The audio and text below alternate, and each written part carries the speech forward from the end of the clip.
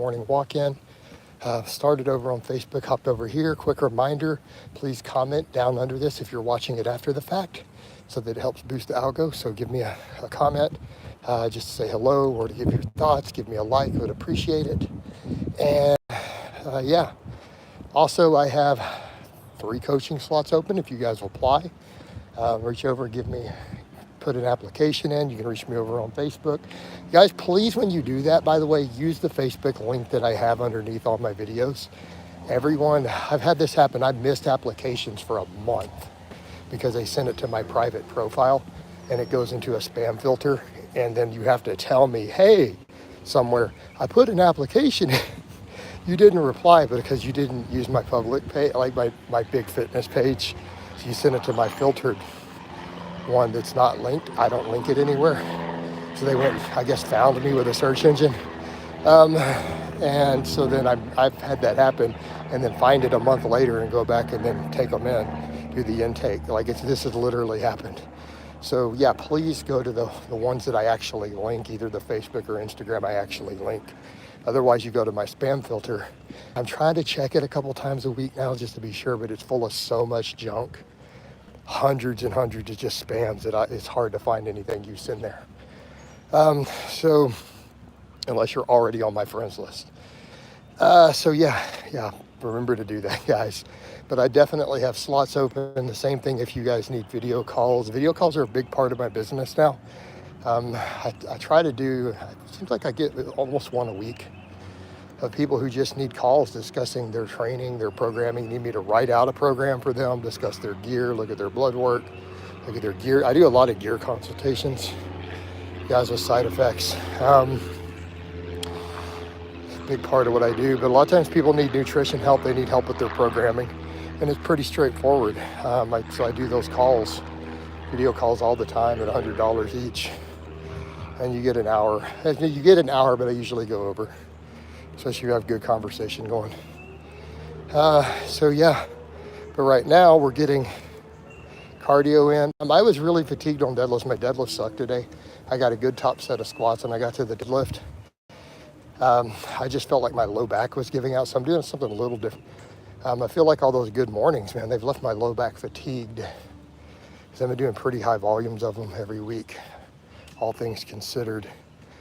My lower back felt really fatigued today when I got to deadlifts, so instead I didn't do good mornings, and then I'm working on going heavier and stricter on the reverse hypers, which you'll see in the vlog.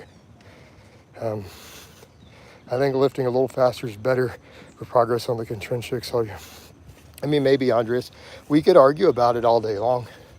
I mean, we could make a case for that, and we could make a case for normal tempo. What I don't think we can really make a case for is intentionally slowing down. I don't think there's significant merit to any of that. Same thing with eccentric reps. There's no data showing really slow eccentrics have ever produced more muscle growth. How do I put it? There have been some studies that showed less muscle growth, but I've never seen any that showed more. And then people say, well, what do you mean you're saying eccentrics aren't important? I'm not saying they're not important in a normal work set, but that's even a point of contention. Yeah. Like, will concentric muscle failure alone produce the same growth? You know, and I think what people forget, eccentrics just require less force production to do. They just simply do. They're easier than the concentric rep in terms of just from physics and muscle fiber perspective. Hack squat versus leg press or squat accessory. I like both. We could argue all day long which one is better. I don't think we'll reach an answer. I think if you do either one and you push it hard and you do it deep, you'll be fine. If you're lifting as fast as possible as eccentric, should that help, right? I mean, up to a point. But I mean, are we talking speed work fast? And I mean, I guess at the end of the day, fatigue is fatigue. Especially, well, a 3x5 is really more novice stuff. I mean, yeah, you definitely want to be relatively explosive on that, right? But when you get near the end, sets are going to slow anyways. Like if your last rep doesn't slow a little, you're probably not very close to failure. But again, on a 3x5, we're not doing that anyways, are we? Right? A 3x5 is a novice linear progression type system. That old video. Yeah, dude, when you bring up old videos and old topics, make sure that you check stuff I've made in the last few years to update. So remember, I have over 12,000 videos. Some of them are up to 12 to 13 years old. Obviously, there's going to be stuff to where I've updated ideas over the years or said, hey, certain things might be helpful, but they may not matter. Yeah, you should always be lifting hard. Of course you should lift hard. Also, man, there's several of you commenting. It's only got 2 likes. Did you guys hit that like button for me? Let's get those likes up. The likes are what get people to see this. So by you guys hitting like, actually even by hitting dislike too, for the people who think they're hurting me with that, that actually is what puts it into people's feed. So more people will see this pop up. I didn't find any updates. I mean, generally speaking, yes, you should be lifting fairly quickly on a concentric rep. Does it need to be a ballistic speed rep type speed? Not necessarily, but you definitely need to be putting force into it, right? But I think we can make a case to where it probably doesn't matter. Like on an 8 rep set or a 10 rep, it probably just doesn't matter that much, to be honest. As long as you're moving it with relatively good force and you're getting close to concentric failure, it probably won't matter. Like, I'm not saying it's gonna hurt, I'm just saying it may not really matter. Well, yeah, because for 5s, you're also training for strength. So pushing with as much force as possible kind of does matter. So you're doing a 3x5 with big, big movements. Hello, Blaha, I hope you're doing well. I'm not a fan of 5-alpha reductase inhibitors because why suffer the side effects? Like, dude, just be bald. Like, I would much rather be bald than have a limp dick. So I don't know why you guys obsess over that stuff. How many calories on average does a 160-pound lifter burn per hour-long weightlifting session? Not that many. I mean, you could go look up the research on it. There's tons of data on that. You're not burning that much during the lifting. Maybe the elevated heart rate, the moving around and stuff all around it. But the lifts itself, you just don't burn that many calories on an 8 rep set of squats with 400 pounds. You burn about 3 calories, maybe 5, maybe 10. What does scuff mean? Does lifting faster cause back pain? No, why would it? If you're having back pain, that's a very nuanced topic. I don't discuss back pain because nobody understands back pain. The best medical doctors in the world don't understand back pain. So how is a strength coach going to understand back pain? When literally the leading medical doctors in the world for pain management say, we don't fully understand back pain. Oh my God. So you don't have back pain, well then there's nothing to ask about. So if you have back pain, go talk to your doctor. But no, I don't know why you would ask the question. Should squatting fast cause back pain? Nope, generally not. Something is wrong if squatting fast is causing back pain. Like when you saw Malinachev squat 1,000 pounds for a world record and it moved super fast, do you think he had back pain from it? Are back extensions better for lower back or hamstrings? What are we defining as a back extension? I need you to be very specific in what you mean by a back extension. Jason, I'm thinking of going into special forces. I don't have advice to offer you on that. I try to answer questions like that and people get all miffed and stupid. Well, he's wrong. Okay, so then just, I'm not gonna bother. You know, I've never been in the military. I've had close personal friends and family who are special forces. This is now common knowledge. Even my trolls and stalkers realize this. They're like, oh wow, special forces cousin died and his wife is saying he loved you so much. And yeah, I hung out with him 4 hours before he died. So I know a little bit about what they do and how they train. And I've trained Rangers as clients. I I would say get as strong as possible. But your training isn't what's going to affect the selection. Your genetics are. I mean, yeah, obviously you want to go into it, but you're talking about special forces selection. Do you have the physical and mental aptitude for it? If you don't, there's literally nothing you can do to prepare. It's not going to matter. You're not going to make it. Like, what sort of IQ do you have? Are you an outside the box thinker? This is stuff that you can't change. If you are not like an outside the box thinker, you have no chance, zero chance of making it through selection. But yeah, you should be as strong and as conditioned as possible would be my advice. What about minoxidil? I don't know, man. Why are you guys asking me about hair products?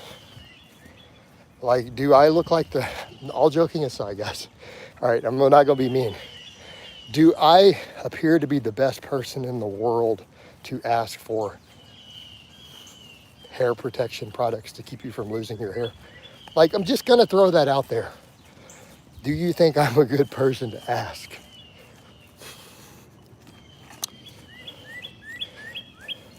That would be like going to, remember the rapper Fat Pat? That would be like going to Fat Pat and asking him for weight loss advice. You know what I mean, dude? So you should probably, if you care about your hair, you should probably take the opposite of any advice I give. You spoke about how people who don't have the best genetics are average or lifting slow. It's too much to read, dude. You guys got to ask shorter questions. This is a walking live stream. If someone at 300 pounds, 5'10", advanced lifter, 29 years old, losing weight, but has a history of binge eating, would you recommend a planned cheat meal? No, remove the cheat meals altogether. Dude, you're overweight with a history of binge eating. You need to be very careful with that stuff. You need to probably go 6 months without a cheat meal before you learn how to structure and work them back in. But you really can't do the flexible dieting thing. People with a history of binge eating cannot, if it fits your macros. It's not gonna work.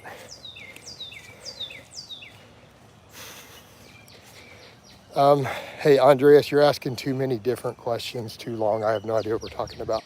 No offense, I just don't know what we're talking about. Ever heard of that? Ross, I don't even know what you wrote. Retype that in English. Ever heard of that? Fetty Whoop Pack? I don't know what that means. As having fast twitch fibers. Everyone has fast twitch fibers, but humans as a whole don't have that many. Thanks, Jason. Appreciate it. Yeah, if it met your macro works about a week, then becomes too hard. Yeah, dude. Anyway, people with a history of binge eating can't do the whole flexible dieting thing very successfully. It's problematic. Andreas, okay, there you go. There's your question. All right. Why didn't you just get to the actual question? People love to ask me all these roundabout hypothesis things. I have a theory that, so then they go to what their theory is, asking how to do the theory. Well, here your real solution is you want to activate fast twitch fibers when lifting. Get close to failure. There's 2 ways you can do it. 3 ways you can reach fast twitch fibers. 1, lift a maximum weight, automatically done. 2, you could do speed work. Or 3, get less than 5 reps from muscle failure. Okay? Right? So if you do a 10 rep set and you fail on rep 10, I guarantee you from rep 6 and on, you reach the fast twitch fibers. Right? Biologically a fact. Okay? Unless you were too fatigued to reach them because you're 30 sets deep into your workout. But as long as you're reasonably fresh, sets close to failure reach fast twitch fibers.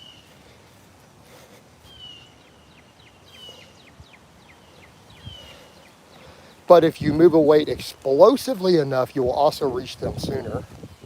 Like for speed work, you'll reach them on the doubles and triples. Or if you lift a max weight, anything 90% or above, you'll get the fast twitch fibers immediately. Right? Is this understood? So you said you want to reach the fast twitch fibers. I gave you the 3 methods that will recruit fast twitch fibers. Who wins, 100 men versus 1 gorilla? Obviously 100 men.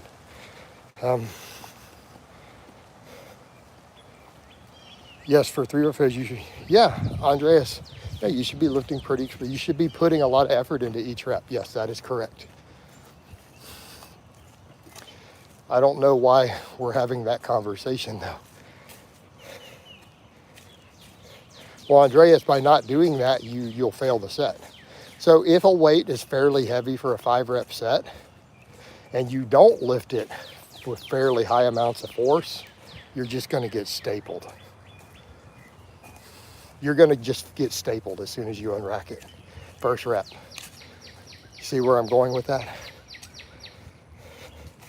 Thoughts on more plates, more dates? I need you to ask me a very specific question about Derek. Like, are you asking me what do I think about his protocols with DECA and adding estrogen? Like, what are we asking here?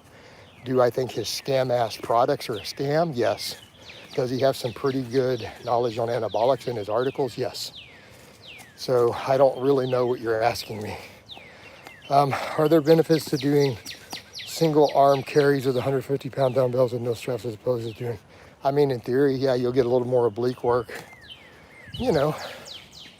But for overall conditioning, you'd get more out of just a normal loaded carry. You're talking about like a suitcase walk versus a normal farmer's walk.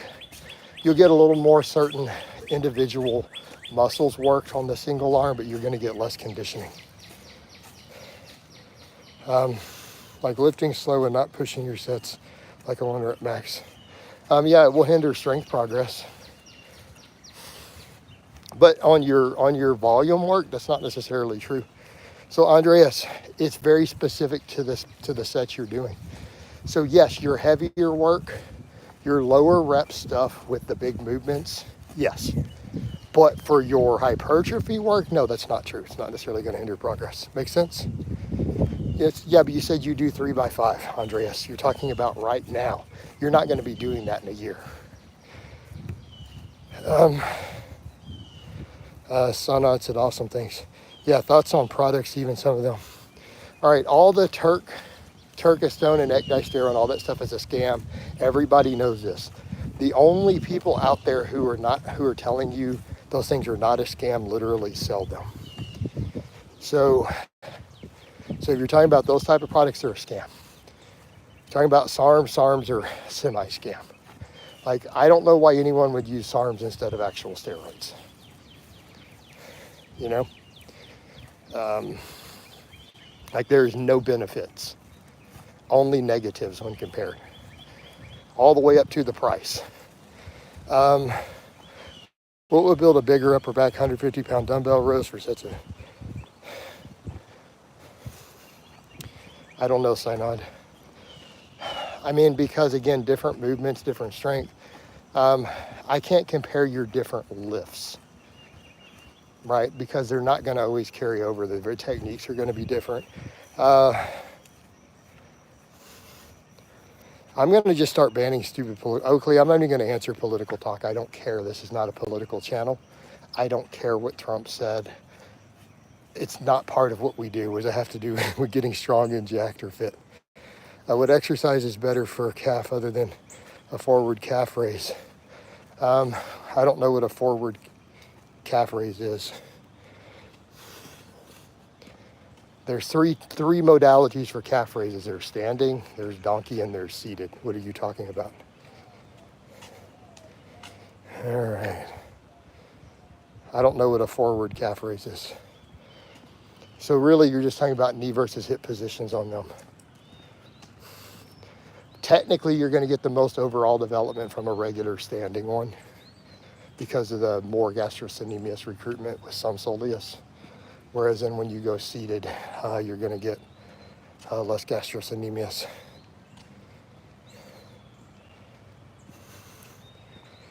Well, Andreas, they're not pushing reps hard enough. It's not just, I don't mean just their 5-rep sets. I mean, novices have a habit of just half-assing 10-rep sets. with curls. Like they half-ass a lot of stuff, and that's why they don't make gains. I've asked my question there 3 times. Hey, Benjamin, I missed it with Andreas's spam. I didn't see any questions. What did you ask? Andreas, no, you don't need to lift fast necessarily on curls. You should put effort into it, though. Have a nice day, Jason. Gained tons of pressing and rowing strength thanks to you over the past 10 years, even as a taller guy. Awesome, man. You're welcome. Glad to hear it. Hey, Benjamin, yeah, you're saying you asked me a question, but it's getting buried. This Andreas guy is just spamming stuff about fast lifting, so I didn't see your question, dude. Sorry. Andreas, it sounds like you might need a consultation at this point. If you're needing this much personal advice. No, you don't necessarily need to lift as fast as possible. Okay, you talking about warm-ups for what? Heavy lifts or for smaller lifts? You need to be specific. You're dropping really general questions when it needs to be specific. Is this the OnlyFans site? No, this is YouTube. You're on YouTube, not OnlyFans. You may not know the difference. YouTube is a video streaming platform. All right. Is there any specific diet you would recommend for just general health? Yeah, bro diets. Do you do Zoom calls? I do calls. Yeah, I was saying it at the beginning. I do tons of calls for non-clients. So I have clients obviously get a call every month. Non-clients, I do actually FaceTime on Messenger. I do calls at $100 for a 1-hour call to discuss your training, whatever you need to discuss. And I do a lot of those. I probably do 30 to 50 of those a year. How long are your weight walks? What's the best for most people? I'm not doing the weight walks right now because they impact my recovery. I mean, they were averaging 30 minutes or so. I just do at least 30 minutes of normal walking right now. Forward calf raise is lift your body weight using the forward part of your foot and a cliff. Did you just mean a standing calf? I still don't understand what you're saying, Adrian. Like, go look up what you're asking me. There's 3 types of calf raises. There's standing, there's seated, and there's donkey. Very few places have a donkey calf raise machine, so you're kind of stuck with standing or seated. So you need to ask, and I kind of answered the question already on calf raises. So without me being a dick or anything, I already broke it down in the call. The seated versus standing and what it works, I already broke it down in here.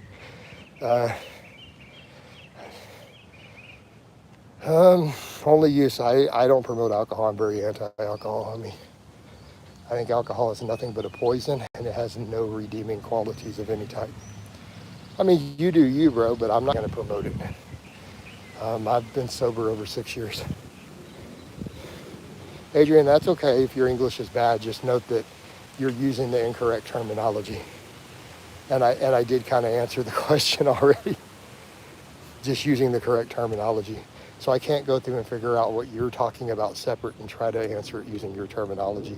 So you can just kind of wind back to that point in the stream later. And I answered it as far as standing versus seated and what it works, the gastrocnemius versus soleus. Why did Mike answer? I don't know. He's dead. Well, he's dead, so no one can ask him.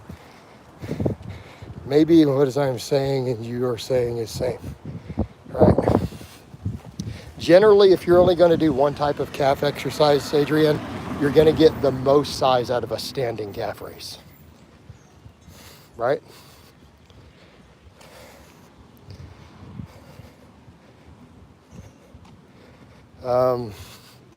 Ice Cream Fitness wasn't a diet, it was a program. It was the 5x5 that I put out 13 years ago. There's no diet involved in it. So, all right.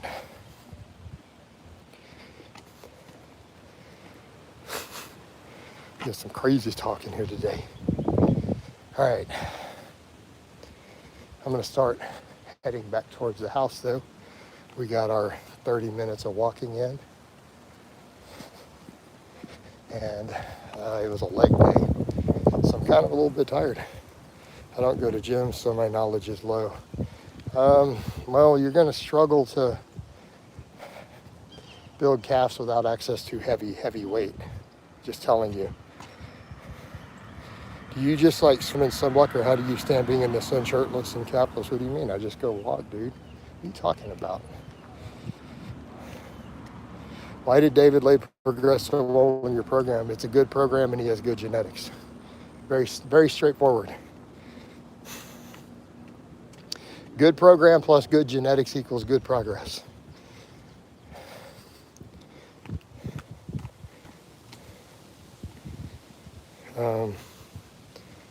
Well, I don't know much about his information. So you're saying you think David Lade was incredibly bad for the fitness, and you give people the complete wrong idea.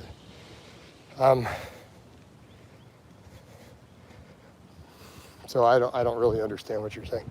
I don't follow his channel, so I don't really know what advice he's giving that's giving people the wrong idea.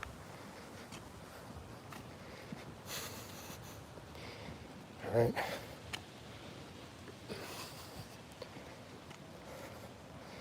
So, not really sure what you're saying.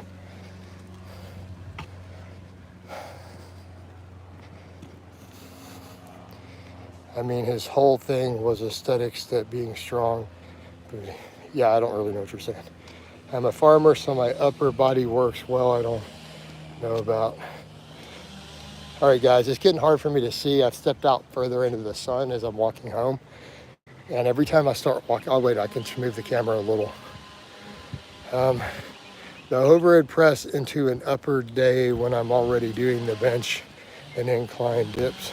Oh, how to work. You're gonna have to figure out your tolerance for volume and where to work it in. I mean, I don't have just general advice for you there, but if you're doing flat bench, incline, and dips, you're not gonna have a lot of room for overhead pressing, right? Unless you're keeping the volumes very low on those others. I think he's saying he didn't do any eccentric work. He was on roids. Everybody's on roids. What are you talking about, Andis? Every fitness influencer you follow is on roids. I mean, that's just reality. Hate to have to be the bearer of bad news. We have to go back to 2015. Merry Christmas. It's not Christmas, homie. What do you mean Merry Christmas? All right, guys, I'm about to wind this down. I'm home. I want to get inside, get some work done, rest just a little bit. I did a squat and deadlift session before this walk, so time to wind it down.